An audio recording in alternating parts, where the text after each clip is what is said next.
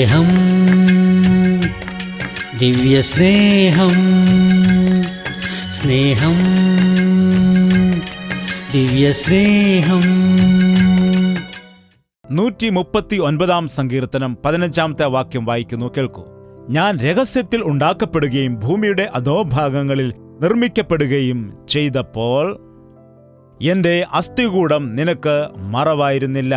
ഞാൻ പിണ്ഡാകാരമായിരുന്നപ്പോൾ നിന്റെ കണ്ണു എന്നെ കണ്ടു. നിയമിക്കപ്പെട്ട നാളുകളിൽ ഒന്നും ഇല്ലാതെയിരുന്നപ്പോൾ അവയെല്ലാം നിന്റെ പുസ്തകത്തിൽ എഴുതിയിരിക്കുന്നു. ഇത് രേഖപ്പെടുത്തിയിരിക്കുന്നത് ഒരു അധികാരിയായ മനുഷ്യൻ അല്ല. ഈ കാലത്ത് സയൻസ് ഇത്രമാത്രം വളർച്ച പ്രാപിച്ചപ്പോൾ ഉദരത്തിൽ കിടക്കുന്ന ശിശുവിനെ പോലും കണ്ണുകൊണ്ട് കാണത്തക്ക രീതിയിൽ ഉള്ള സൗകര്യങ്ങൾ ഉള്ളതായിരിക്കുന്നതായ നമ്മുടെ കാലത്ത് എഴുതിയത് അല്ല.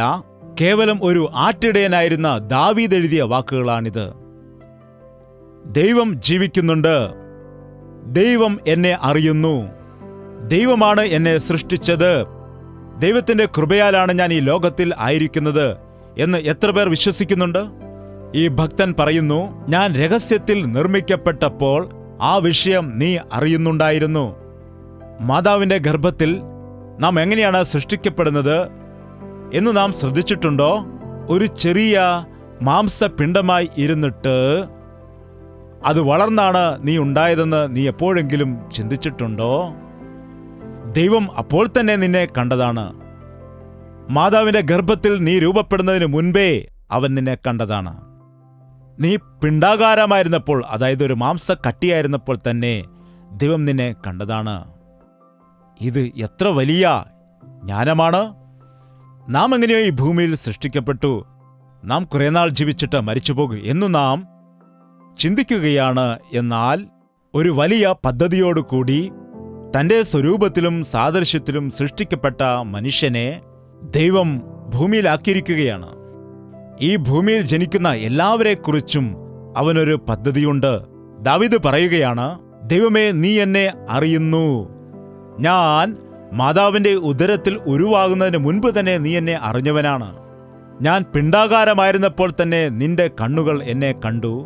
നിയമിക്കപ്പെട്ട നാളുകളിൽ ഒന്നും ഇല്ലാതെയിരുന്ന സമയത്ത് അത് നിന്റെ പുസ്തകത്തിൽ എഴുതിയിരിക്കുന്നു. സാധാരണ ഗർഭിണികളായിരിക്കുന്ന സ്ത്രീകൾക്ക് അവരുടെ പ്രസവം അറിയാൻ കഴിയുന്നത് ആ ദിവസങ്ങൾ എണ്ണി നോക്കിയിട്ടാണ്. എന്നാൽ നിയമിക്കപ്പെട്ട നാളുകളിൽ ഒന്നും ഇല്ലാതെയിരുന്ന ശൂന്യമായ സമയത്തു തന്നെ അവന്റെ പുസ്തകത്തിൽ നിന്നെക്കുറിച്ച് എഴുതിയിരിക്കുന്നു. എത്ര അത്ഭുതകരമായ വിഷയമാണെന്ന് നോക്കുക. ദൈവം എത്രമാത്രം നമ്മെ കരുതുന്നുണ്ട്. അവന്റെ ദൃഷ്ടി എത്രമാത്രം നമ്മുടെ മേൽ ഉണ്ടെന്ന് ഓർക്കുക. ഞാൻ ദൈവത്തിന്റെ കൈയാൽ സൃഷ്ടിക്കപ്പെട്ടിരിക്കുന്നു. അവൻ എന്നെ സ്നേഹിച്ചു, എനിക്ക് ജീവൻ നൽകി. മാതാവിന്റെ ഉദരത്തിൽ എങ്ങനെയാണ് അസ്ഥികൾ രൂപപ്പെടുന്നത് എന്ന് ആർക്കും അറിയില്ല. എന്നാൽ എത്ര അത്ഭുതകരമായിട്ടാണ് ഒരു മാംസപിണ്ഡം ഒരു കുഞ്ഞായിട്ട് മാറുന്നത് എന്നത് നമുക്ക് അറിയുകയില്ല. എന്നാൽ സർവശക്തനായ സൃഷ്ടികർത്താവ് നമ്മെ സൃഷ്ടിച്ചു. തന്റെ സ്വരൂപത്തിലും തന്റെ സാദൃശ്യത്തിലും നമ്മെ സൃഷ്ടിച്ചു. നീ അവന്റെ സ്വത്താണ്. നാം അവന്റെ മക്കളാണ്. നീ ഇത് മനസ്സിലാക്കുന്നുണ്ടോ? എന്റെ ഇഷ്ടം എന്ന രീതിയിൽ മനുഷ്യർ ഓരോരുത്തരും തങ്ങളുടെ ഇഷ്ടപ്രകാരം ഇന്ന് ജീവിക്കാൻ ആഗ്രഹിക്കുന്നു. എന്നാൽ നാം ദൈവത്തിന്റെ സ്വത്തായിരിക്കുന്നു എന്നും അവൻ നമ്മെ സൃഷ്ടിച്ച സൃഷ്ടികർത്താവാണെന്നും മനസ്സിലാക്കുന്നുണ്ടോ? ഈ ലോകത്തിൽ നിങ്ങൾ ജീവിക്കുമ്പോൾ നിങ്ങളെ നന്നായി അറിയുന്നതായ ദൈവം നിങ്ങളുടെ നടപ്പും നിങ്ങളുടെ കിടപ്പും സകലതും അറിയുന്ന ദൈവമാണെന്നുള്ള കാര്യം നിങ്ങൾ മനസ്സിലാക്കുന്നുണ്ടോ? ഈ ഭക്തൻ പറയുന്നു, ഞാൻ അമ്മയുടെ ഉദരത്തിലായിരുന്നപ്പോൾ എന്നെ അവൻ കാണുക മാത്രമല്ലായിരുന്നു, ഞാൻ ഈ ലോകത്തിൽ സഞ്ചരിക്കുമ്പോൾ നീ എന്നെ കാണുന്നുണ്ട്, എന്നെ കാണുന്നു. അതുകൊണ്ട് നോക്കുക, സങ്കീർത്തനം 139 വാക്യം. ഞാൻ ഇരിക്കുന്നതും എഴുന്നേൽക്കുന്നതും നീ അറിയുന്നു. എന്റെ നിരൂപണം നീ ദൂരത്തുനിന്ന് തന്നെ ഗ്രഹിക്കുന്നു. നീ ഇരിക്കുന്നതും എഴുന്നേൽക്കുന്നതും അവൻ അറിയുന്നു. നീ രാവിലെ ഉണർന്നതു മുതൽ എത്ര തവണ ഇരുന്നു, എത്ര തവണ എഴുന്നേറ്റു, എവിടേക്കാണ് ഇരുന്നത്, എപ്പോഴെങ്കിലും അതിനെക്കുറിച്ച് നിങ്ങൾക്ക് ഓർമ്മയുണ്ടോ? നമുക്ക് എണ്ണുവാൻ കഴിയുമോ? നമുക്ക് കഴിയില്ല. എന്നാൽ നമ്മെ പരിശോധിക്കുന്നതായ കർത്താവ് അവന്റെ ദൃഷ്ടിമേൽ നമ്മുടെ വെച്ചതുകൊണ്ട്, നമ്മെ നന്നായി അറിയുന്നവനായിരിക്കുന്നത് കൊണ്ട് നാം ഇരിക്കുന്നതും എഴുന്നേൽക്കുന്നതും എല്ലാം അവന് അറിയാം. എവിടെയാണ് ഇരിക്കുന്നത്, ആരോടാണ് സംസാരിക്കുന്നത്, എന്താണ് ചെയ്യുന്നത്, അതവൻ അറിയുന്നവനാണ്. നാം ഈ ശരീരത്തിൽ ഇരിക്കുമ്പോൾ ചെയ്യുന്ന സകലത്തിനും ദൈവത്തോട് കണക്ക് ബോധിപ്പിക്കേണ്ടവരാണ്. അതെ, നീ പരിഹാസികളുടെ ഇരിപ്പിടത്തിൽ ഇരിക്കുവാൻ പാടില്ല. ദുഷ്ടന്മാരോടൊപ്പം നീ ഇരിക്കുവാൻ പാടില്ല. പാപകരമായ സ്ഥലത്തിൽ നീ പോകുവാൻ പാടില്ല, ഇരിക്കുവാൻ പാടില്ല. പാപികളോടൊപ്പം നടക്കരുത്.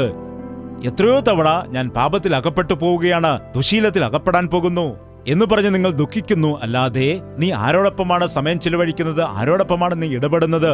ദുഷ്ടന്മാരുടെ ആലോചന പ്രകാരം നടക്കാതെയും പാപികളുടെ വഴിയിൽ നിൽക്കാതെയും പരിഹാസികളുടെ ഇരിപ്പിടത്തിൽ ഇരിക്കാതെയും യഹോവയുടെ ന്യായപ്രമാണം രാപ്പകൽ ധ്യാനിക്കുന്നവൻ ഭാഗ്യവനാണെന്ന് ദൈവത്തിന്റെ വചനം പറയുന്നു.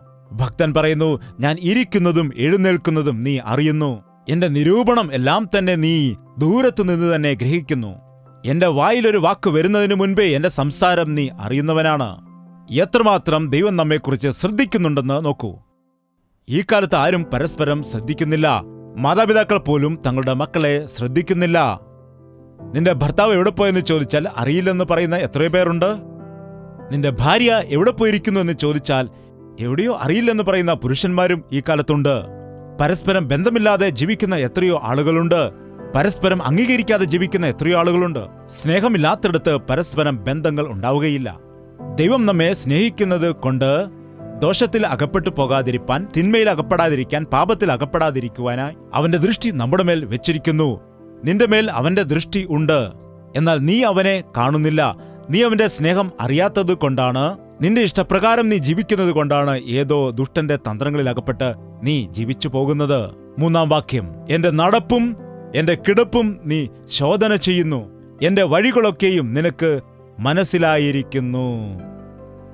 നിന്നെ ഇത്രമാത്രം മനസ്സിലാക്കുന്ന ഈ ദൈവത്തെ നീ മനസ്സിലാക്കാതിരിക്കുന്നത്, നിന്നെ ഇത്രമാത്രം സ്നേഹിക്കുന്ന കർത്താവിനെ നീ മനസ്സിലാക്കാതിരിക്കുന്നത്, നിന്റെ മേൽ ദൃഷ്ടിവെച്ച് നിനക്ക് വഴി പറഞ്ഞു തരുന്നതായ കർത്താവിനെ നീ വ്യക്തമായിട്ട് കേൾക്കാതിരിക്കുന്നത് എത്രമാത്രം ദോഷം നിന്റെ ജീവിതത്തിൽ ഉണ്ടാക്കുന്നുവെന്ന് നീ മനസ്സിലാക്കുന്നുണ്ടോ?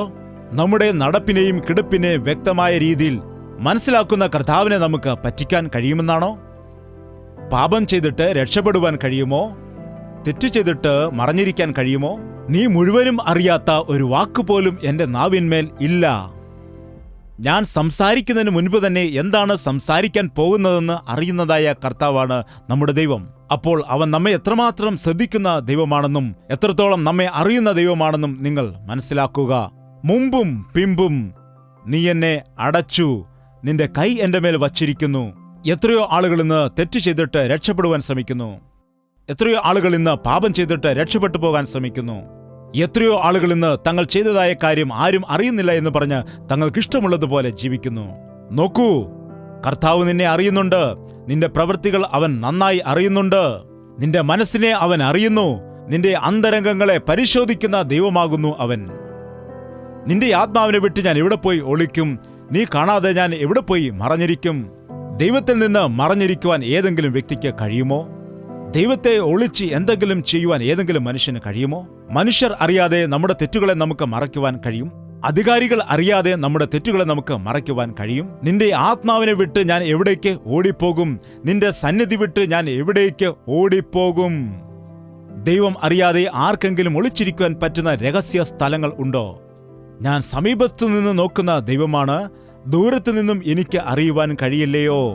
ഞാൻ അറിയാതെ മറഞ്ഞിരിക്കുവാൻ കഴിയുന്ന ഏതെങ്കിലും വ്യക്തി ഉണ്ടോ എന്ന് ദൈവം നമ്മെ നോക്കി ചോദിക്കുകയാണ്. നമ്മെ നന്നായി അറിയുന്ന കർത്താവ്, നമ്മെ സ്നേഹിക്കുന്ന കർത്താവ്, നമുക്ക് നന്മ നൽകണമെന്ന് അനുഗ്രഹിക്കണമെന്ന് ആഗ്രഹിക്കുന്ന ആ കർത്താവിനെ വേണ്ട എന്ന് പറഞ്ഞ് അവനെ വിട്ടിട്ട് നിന്റെ ഇഷ്ടമനുസരിച്ച് നിനക്ക് എങ്ങോട്ട് ഓടിപ്പോകാൻ കഴിയും? നിന്റെ ഇഷ്ടപ്രകാരം പ്രവർത്തിച്ചിട്ട് നിനക്ക് എവിടെ മറഞ്ഞിരിക്കാൻ കഴിയും? ഞാൻ ആകാശത്തിലേക്ക് കയറിപ്പോയാൽ നീ അവിടെയുണ്ട്. ഞാൻ പാതാളത്തിലേക്ക് ഇറങ്ങിപ്പോയാൽ നീ അവിടെയുമുണ്ട്. ഞാൻ എവിടേക്ക് പോയാലും നിന്റെ സാന്നിധ്യം അവിടെയുണ്ട്. നിന്നെ വിട്ടിട്ട് എനിക്ക് മറഞ്ഞിരിക്കുവാൻ കഴിയുകയില്ല. ഇരുട്ടിലേക്ക് പോവുകയാണെങ്കിൽ ഇരുട്ട് പോലും നിനക്ക് മറവായിരിക്കുന്നില്ല എന്ന് പറയുന്ന ഈ ഭക്തന്റെ ചിന്തകളെ അറിയുക. ദൈവത്തിൽ നിന്ന് മറഞ്ഞിരിക്കുവാൻ പരിശ്രമിക്കരുത്. അവൻ നിന്നെ പിന്തുടരുന്നുണ്ട്. അവൻ നിന്നെ സ്നേഹിക്കുന്നവനാണ്. അനുസരണമില്ലാത്തവരുടെ നേരെ ദിനംതോറും അവന്റെ കൈ നീട്ടിക്കൊണ്ടേ നിൽക്കുന്നു. കർത്താവ് നിന്റെ അടുക്കിലേക്ക് വരുമ്പോൾ നീ മറ്റെന്തിന്റെയോ പിറകെ പോവുകയാണ്. അതുകൊണ്ടാണ് നിന്റെ ജീവിതത്തിൽ നിനക്കൊരിക്കലും കർത്താവിനെ കണ്ടുമുട്ടാൻ കഴിയാത്തത്. ചിലർ പണത്തിനും സ്വത്തിനും വേണ്ടി, ചിലർ അധികാരത്തിനും പദവികൾക്കും വേണ്ടിയിട്ട്, ചിലർ അല്പകാല പാപഭോഗങ്ങൾക്കായി, ചിലർ ലൗകിക സുഖസൗകര്യങ്ങൾ നേടിയെടുക്കുന്നതിനായി ഓടി നടക്കുന്നു. എന്നാൽ തങ്ങളെ സൃഷ്ടിച്ച സൃഷ്ടികർത്താവ് ഒരുവനുണ്ടെന്ന് പറഞ്ഞ് സ്വർഗത്തിലേക്ക് നമ്മെ കൊണ്ടുപോകാൻ കഴിയുന്ന ഒരു കർത്താവ് ഉണ്ടെന്ന് അവർ മനസ്സിലാക്കുന്നില്ല. അവന്റെ സ്നേഹം വിട്ടുകളഞ്ഞിട്ട് നീ ഓടുകയാണെന്നാൽ നിന്നെ സ്നേഹിക്കുന്ന കർത്താവ് നിന്നെ പിന്തുടർന്ന് ഈ രീതിയിൽ, ഇങ്ങനെയുള്ള സന്ദേശത്തിൽ കൂടി, നിന്റെ മനസാക്ഷിയിൽ കൂടി, സാഹചര്യങ്ങളിൽ കൂടി നീ യേശുവിലേക്ക് തിരിഞ്ഞ് അവനിൽ വിശ്വസിക്കണമെന്ന് അവൻ ആഗ്രഹിക്കുകയാണ്. ഈ ഭക്തൻ പറയുകയാണ്, കർത്താവെ, നിന്നെ വിട്ട് എനിക്ക് മറഞ്ഞിരിക്കാൻ കഴിയില്ല. അതുകൊണ്ടാണ് ദാവീദ് തെറ്റു ചെയ്തപ്പോൾ പശ്ചാത്തപിക്കുവാനിടയായത്. എന്നെ കഴുകണമേ, എന്നെ ശുദ്ധീകരിക്കണമേ, നിന്റെ സന്നിധിയിൽ നിന്ന് എന്നെ തള്ളിക്കളയരുതേ, നിന്റെ പരിശുദ്ധാത്മാവിനെ എന്നിൽ നിന്ന് എടുത്തു കളയുകയും അരുതേ, എനിക്ക് രക്ഷയുടെ സന്തോഷം തിരികെ നൽകണമെന്ന് പ്രാർത്ഥിക്കാനിടയായത്. പ്രിയ സഹോദര സഹോദരി, ദൈവത്തിൽ നിന്ന് അകന്നു നീ പോവുകയാണോ ഇപ്പോൾ? നിന്റെ ഇഷ്ടപ്രകാരം ജീവിച്ചുകൊണ്ട്, ആരും എന്നെ കാണുന്നില്ല, ആരും എന്നെ അറിയുന്നില്ല എന്ന് പറഞ്ഞുകൊണ്ട് നിനക്ക് ഇഷ്ടമുള്ളതുപോലെ നീ ജീവിക്കുകയായിരിക്കാം. ദൈവത്തിന്റെ മുൻപിൽ ഒന്നും തന്നെ രഹസ്യമായിരിക്കുന്നില്ല. നിങ്ങൾ അറകൾക്കുള്ളിൽ മന്ത്രിക്കുന്നത് പുരപ്പുറത്ത് ഘോഷിക്കുവാനിടയാകും എന്ന് ദൈവവചനം പറയുന്നത് പോലെ നിന്റെ പാപം നിന്നെ പിടിക്കുവാനിടയാകും എന്ന് മുന്നറിയിപ്പ് നൽകുന്നു. നിന്റെ പാപം നിന്നെ പിടിച്ചുകൊണ്ട് നരകത്തിലേക്ക് കൊണ്ടുപോകുന്നതിന് മുൻപ് തന്നെ നിന്റെ പാപങ്ങളുമായി നീ കർത്താവായ യേശുക്രിസ്തുവിന്റെ പാദപീഠത്തെങ്കിലേക്ക് വരികയാണെങ്കിൽ അവൻ നിന്നോട് ക്ഷമിക്കും. നിന്റെ പാപത്തിന് പരിഹാര ബലിയായി അവൻ ചെയ്തതുകൊണ്ട് നിന്റെ പാപത്തെ ക്ഷമിച്ച് നിന്നെ വിശുദ്ധനാക്കുവാൻ വേണ്ടി അവന് കഴിയും. നിന്നെ ഒരു പുതിയ സൃഷ്ടിയാക്കി മാറ്റുവാൻ യേശുക്രിസ്തു ഒരുക്കത്തോടെയായിരിക്കുന്നു. എന്റെ ദൈവമേ, എന്റെ സ്വന്തം ഇഷ്ടങ്ങളും എന്റെ ചിന്തകളുമായി നിറഞ്ഞിട്ട് എന്നെ സൃഷ്ടിച്ച ഒരു ദൈവം ഉണ്ടെന്നുള്ള കാര്യം പോലും ഞാൻ മറന്നിട്ടുണ്ട്. എന്റെ ഇഷ്ടാനുസരണം ഞാൻ ജീവിച്ചുകൊണ്ട് ഞാൻ തകർന്നുപോയി, ഞാൻ നിരാശപ്പെട്ടു പോയി, പ്രശ്നങ്ങളിൽ അകപ്പെട്ടിരിക്കുന്നു, ദാരിദ്ര്യത്തിലായിരിക്കുന്നു. എന്നോട് ക്ഷമിക്കണമേ എന്ന് നീ ചോദിക്കുകയാണെങ്കിൽ അത്ഭുതം നടക്കും. നമ്മുടെ ഹൃദയദൃഷ്ടി തുറക്കുന്നതായ സമയത്ത് നമ്മെ സൃഷ്ടിച്ച സൃഷ്ടികർത്താവ് എത്ര വലിയവനാണെന്നും എത്ര ഉന്നതനായ ദൈവമാണെന്നും എത്ര സ്നേഹവാനാണെന്നും എത്ര ശക്തനായ ദൈവമാണെന്നും നമുക്ക് മനസ്സിലാക്കാൻ കഴിയും. അതുകൊണ്ടാണ് ദാവീദ് പറയുന്നത്, ദൈവമേ, നിന്റെ വിചാരങ്ങൾ എനിക്ക് എത്ര ഘനമായവ, അവയുടെ ആകത്തുകയും എത്ര വലിയത്, അവയെ എണ്ണിയാൽ മണലിനേക്കാൾ അധികം. അതേ കർത്താവേ, എന്നെക്കുറിച്ചുള്ള എന്റെ വിചാരങ്ങളാണ് ഏറ്റവും ഘനമായവയെന്ന് ഞാൻ കരുതിയത്. എന്നാൽ എന്നെക്കുറിച്ചുള്ള നിന്റെ വിചാരങ്ങൾ എത്രയോ ഉന്നതമായവയെന്ന്, ശ്രേഷ്ഠമായതാണെന്ന്, അത് എത്ര വലിയതാണെന്ന് ഇന്നെനിക്ക് മനസ്സിലാക്കാൻ കഴിയുന്നു. അവയെ എണ്ണുവാൻ ശ്രമിച്ചാൽ അത് മണലിനേക്കാൾ അധികമാകുന്നു എന്ന് എനിക്കിപ്പോൾ മനസ്സിലാക്കുന്നു എന്ന് ഈ ഭക്തൻ ദൈവത്തോട് പറയുകയാണ്. അപ്പോൾ നിങ്ങളും ഇത്രയും നാളും നിങ്ങളുടെ ഇഷ്ടപ്രകാരം ജീവിച്ചിരിക്കാം, നിങ്ങൾക്ക് തോന്നിയതുപോലെ ചെയ്തിരിക്കാം, എന്നെ ചോദ്യം ചെയ്യുവാൻ ആർക്കും കഴിയില്ല എന്ന രീതിയിൽ നിങ്ങൾ മുൻപോട്ട് പോയിരുന്നിരിക്കാം. എന്നോട് ചോദിക്കുവാൻ ആരുമില്ല, എനിക്ക് എല്ലാം അറിയാം എന്നുള്ളതായ അഹംഭാവത്തിൽ ആയിരുന്നിരിക്കാം. ഇപ്പോഴെങ്കിലും നിങ്ങളുടെ സ്ഥിതിയെ നിങ്ങൾ അറിഞ്ഞുകൊണ്ട് നിങ്ങളെ സൃഷ്ടിച്ച ഒരു ദൈവമുണ്ടെന്ന് മനസ്സിലാക്കി, ആ ദൈവം നിന്റെ മാതാവിന്റെ ഉദരത്തിൽ വെച്ച് തന്നെ നിന്നെ അറിഞ്ഞതാണെന്ന് മനസ്സിലാക്കി, അവൻ നിന്റെ മേൽ ദൃഷ്ടി വെച്ച് നിനക്ക് ആലോചന പറഞ്ഞു തരുന്നുവെന്നും നിന്നെ സ്നേഹിക്കുന്നുവെന്നും നീ മനസ്സിലാക്കിയാൽ, നിന്റെ തെറ്റായ മാർഗത്തിൽ നിന്ന് നിന്നെ വിടുവിച്ച് അവന്റെ നിത്യമാർഗത്തിൽ നടത്തുവാൻ ആഗ്രഹിക്കുന്നു എന്ന് നീ തിരിച്ചറിഞ്ഞാൽ, അവന്റെ സ്നേഹം നിന്റെ മേലുണ്ട് എന്നത് നീ തിരിച്ചറിഞ്ഞാൽ നീ ഭാഗ്യവാനാകും. ഈ ദിവസം നിങ്ങളും നിങ്ങളുടെ ഹൃദയത്തെ കഠിനപ്പെടുത്താതെ മുഴങ്കാൽ മടക്കി കർത്താവിന്റെ സന്നിധിയിൽ പ്രാർത്ഥിക്കുക. ഈ ഭക്തൻ ചെയ്ത ശ്രേഷ്ഠമായ പ്രാർത്ഥന ഒന്ന് നോക്കുക. 23-24 വാക്യങ്ങൾ. ദൈവമേ, എന്നെ ശോധന ചെയ്ത് എന്റെ ഹൃദയത്തെ അറിയണമേ, എന്നെ പരീക്ഷിച്ചു എന്റെ നിലവുകളെ അറിയണമേ, വ്യസനത്തിനുള്ള മാർഗം എന്നിൽ ഉണ്ടോ എന്ന് നോക്കി ശാശ്വത മാർഗത്തിൽ ദൈവമേ നീ എന്നെ നടത്തണമേ. എന്നെ ശോധന ചെയ്ത് എന്നെ നീ അറിയണമേ. നിന്നെ വേദനിപ്പിക്കുന്ന എന്തെങ്കിലും വിഷയം എന്നിൽ ഉണ്ടോ എന്ന് നോക്കി ശാശ്വതമായ മാർഗത്തിൽ നീ എന്നെ നടത്തണമേ കർത്താവേ. നിങ്ങൾ ദൈവസന്നിധിയിൽ ഇരുന്ന് പ്രാർത്ഥിക്കുക, കർത്താവേ ഒന്നെന്നെ പരിശോധിക്കണമേ. നമുക്ക് ശരീരത്തിന് സുഖമില്ലാത്തപ്പോൾ നാം ഡോക്ടറിന്റെ അടുക്കൽ പോകുമല്ലോ, അപ്പോൾ ഡോക്ടർ നമ്മെ പരിശോധിക്കുമല്ലോ. നമ്മുടെ നാക്ക് പരിശോധിച്ച്, നമ്മുടെ സ്കാനിംഗ് നോക്കിയിട്ട്, എക്സ്റേ ഒക്കെ നോക്കിയിട്ട്, നമ്മുടെ നാഡീ നരമ്പുകൾ നോക്കി പലവിധമായ ടെസ്റ്റുകൾ നടത്തി പരിശോധിച്ച് നോക്കിയിട്ട് നമ്മുടെ ശരീരത്തിൽ ഏതെങ്കിലും രീതിയിലുള്ള ഇൻഫെക്ഷൻ ഉണ്ടോ, ഏതെങ്കിലും രീതിയിലുള്ള ട്യൂമർ ഉണ്ടോ എന്ന് ഡോക്ടർ വ്യക്തമായി പരിശോധിച്ചിട്ട് മനസ്സിലാക്കുന്നുണ്ടല്ലോ. അപ്പോൾ ഹെൽത്ത് ചെക്കപ്പ് നടത്തുന്ന അനേകം ആളുകൾ നമ്മുടെ നടുവിലുണ്ട്. നമ്മുടെ ശരീരത്തെക്കുറിച്ച് നാം അത്രമാത്രം ശ്രദ്ധ വഹിക്കുന്നുണ്ട്. ഈ മണ്ണായ ശരീരം മണ്ണിലേക്ക് തന്നെ തിരികെ ചേരുന്നതാണ്. എന്നാൽ ആത്മാവ് തന്നെ അയച്ചതായ ദൈവത്തിങ്കിലേക്ക് തിരികെ പോകുന്നു. നിന്റെ ശരീരത്തെക്കുറിച്ച് ഇത്രമാത്രം കാര്യങ്ങൾ ശ്രദ്ധിക്കുമ്പോൾ നിത്യമായി ജീവിക്കുന്ന നിന്റെ ആത്മാവിനെക്കുറിച്ച് നീ ശ്രദ്ധിക്കുന്നുണ്ടോ? സർവശക്തനായ കർത്താവിന്റെ അടുക്കൽ ചെന്ന് എന്റെ അന്തരംഗങ്ങളെ പരിശോധിക്കണമേ. എന്റെ ഹൃദയത്തിൽ പിശാചിന്റേതായ സ്വഭാവമുണ്ടോയെന്ന്, എന്റെ മനസ്സിൽ പാപം ഉണ്ടോയെന്ന്, എന്റെ അന്തരംഗത്തിൽ നിനക്കെതിരായ എന്തെങ്കിലും വിഷയം ഉണ്ടോയെന്ന്, നിനക്ക് ദുഃഖം തരുന്ന എന്തെങ്കിലും ഉണ്ടോയെന്ന് എന്നെ പരിശോധിക്കണമേ, എന്നെ പരീക്ഷിക്കണമേ. നോക്കുക, പരിശോധിക്കുന്ന ഡോക്ടർ പിന്നീട് ടെസ്റ്റുകൾ എഴുതും.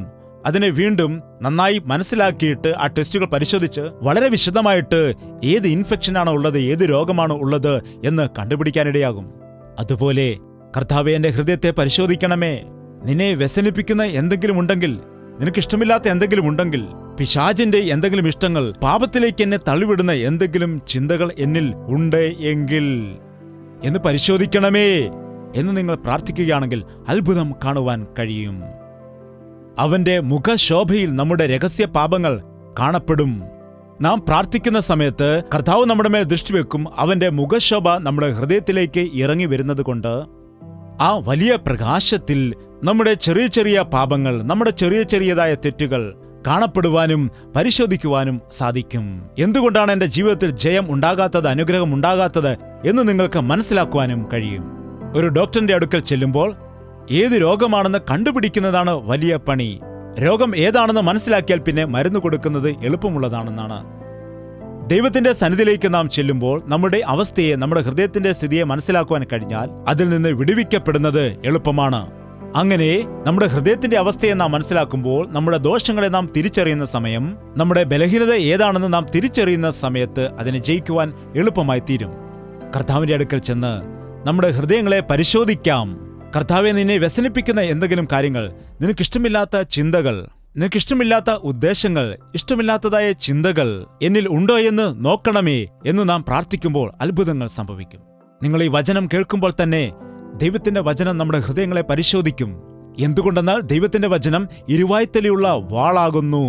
അത് നമ്മുടെ അസ്ഥി മഞ്ഞകളിലേക്ക് പോലും തുളച്ചു കയറുവാൻ ശക്തി ഉള്ളവയാകുന്നു. നമ്മുടെ മറഞ്ഞു കിടക്കുന്ന പാപങ്ങളെ, തെറ്റുകളെ എല്ലാം തിരിച്ചറിയുവാൻ കഴിയും വണ്ണം ശക്തിയുള്ളതാണത്. വചനത്തെ നിങ്ങളുടെ ഹൃദയത്തിലേക്ക് ഇറക്കുക. അപ്പോൾ നിങ്ങളുടെ സ്ഥിതി നിങ്ങൾക്ക് മനസ്സിലാക്കാൻ കഴിയും.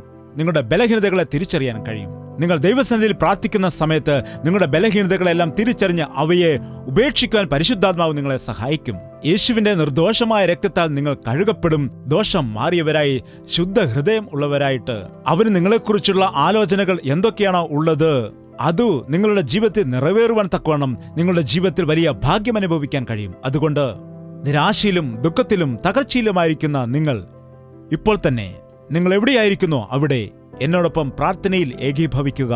പരിശുദ്ധാത്മാവ് നമ്മുടെ നടുവിൽ സഞ്ചരിക്കുന്നുണ്ട്. അവൻ നിങ്ങളുടെ ജീവിതത്തിൽ ഒരു അത്ഭുതത്തെ ചെയ്യും. പ്രാർത്ഥന. പരിശുദ്ധനായ സ്നേഹമുള്ള പിതാവേ, ഈ പ്രാർത്ഥനയിൽ ഒരുമിക്കുന്ന എല്ലാ വ്യക്തികളെയും നിന്റെ കരങ്ങളിലേക്ക് ഞങ്ങൾ സമർപ്പിക്കുകയാണ്. ഞാൻ ചെയ്യുന്നത് ആരും മനസ്സിലാക്കുന്നില്ല. എനിക്കിഷ്ടമുള്ളതുപോലെ കാര്യങ്ങൾ ചെയ്യുവാനും പ്രവർത്തിക്കുവാനും എനിക്ക് സാധിക്കും എന്ന് പറഞ്ഞ് പാപത്തിൽ ജീവിക്കുന്ന ആളുകളോട് കരുണ കാണിക്കണമേ. ആരും അറിയുന്നില്ല എന്ന് പറഞ്ഞ് തങ്ങളെ തന്നെ പാപത്തിലേക്ക് തള്ളിവിടുന്ന ആളുകളുടെ ജീവിതങ്ങളെ ഇന്ന് നീ നോക്കണമേ. അവരോട് കൃപ കാണിക്കണമേ. ഹൃദയം എല്ലാത്തിനേക്കാളും ദോഷമുള്ളതെന്ന് ദൈവത്തിന്റെ വചനം പറയുന്നു. ഞങ്ങളുടെ ഹൃദയമാണ്, ഹൃദയത്തിലെ പാപ ചിന്തകളാണ് ഞങ്ങൾക്ക് അനുഗ്രഹമുണ്ടാക്കുന്നതിന് തടസ്സമായിരിക്കുന്നതെന്ന് മനസ്സിലാക്കാൻ സഹായിക്കണമേ. ദൈവമേ, എന്നെ പരിശോധിക്കണമേ, എന്നെ പരീക്ഷിക്കണമേ. നിനക്ക് വ്യസനത്തിനുള്ള മാർഗം എന്നിലുണ്ടോ എന്ന് നോക്കണമേ എന്ന് നിന്റെ സന്നിധിയിൽ പ്രാർത്ഥിക്കുന്ന എല്ലാ വ്യക്തികൾക്കും ഇന്ന് അവരുടെ ഹൃദയത്തിന്റെ അവസ്ഥ മനസ്സിലാക്കുന്നതിനായി നിന്റെ പരിശുദ്ധാത്മാവിനെ അവരിലേക്ക് നീ പകരണമേ. നിന്റെ മുഖശോഭയെ അവരുടെ ജീവിതത്തെ പ്രകാശിപ്പിക്കണമേ.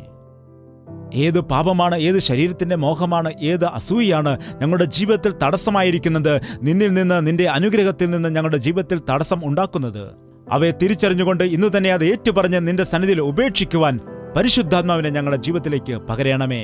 മാതാവിന്റെ ഉദരത്തിലായിരുന്നപ്പോൾ ഞങ്ങളെക്കുറിച്ച് എന്താണോ നീ പദ്ധതി ചെയ്തത് അതുതന്നെ ഞങ്ങളുടെ ജീവിതത്തിൽ നിവർത്തീകരിക്കാൻ, ഞങ്ങളുടെ ജീവിതത്തിൽ സ്വന്തം ഇഷ്ടപ്രകാരം പോയി പിശാചിന് ഇടം കൊടുത്ത് ഞങ്ങളുടെ ജീവിതം പാതാളത്തിലേക്ക്, നാശത്തിലേക്ക് കൊണ്ടുപോകുവാൻ ഒരിക്കലും അനുവദിക്കാതെ, ദൈവമേ, നിന്റെ പദ്ധതി അറിഞ്ഞ്, നിന്റെ ഹിതമറിഞ്ഞ് നിന്റെ രാജ്യത്തിന്റെ അവകാശികളായി മാറുന്നതിനായി ഈ പ്രോഗ്രാം വീക്ഷിക്കുന്ന എല്ലാ വ്യക്തികളെയും നീ സഹായിക്കണമെന്ന് യേശു ക്രിസ്തുവിന്റെ നാമത്തിൽ അപേക്ഷിക്കുന്നു പിതാവേ.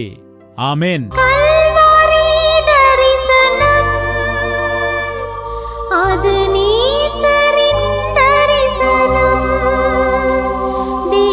ദൈവനീസത്തിൻ ദർശനം കൽവരി ദർശനം അത് നീസരിൻ ദർശനം ദൈവനീസത്തിൻ ദർശനം യേശുവേ യേശുവേ യേശുവേ യേശുവേ യേശുവേ യേശുവേ യേശുവേ യേശുവേ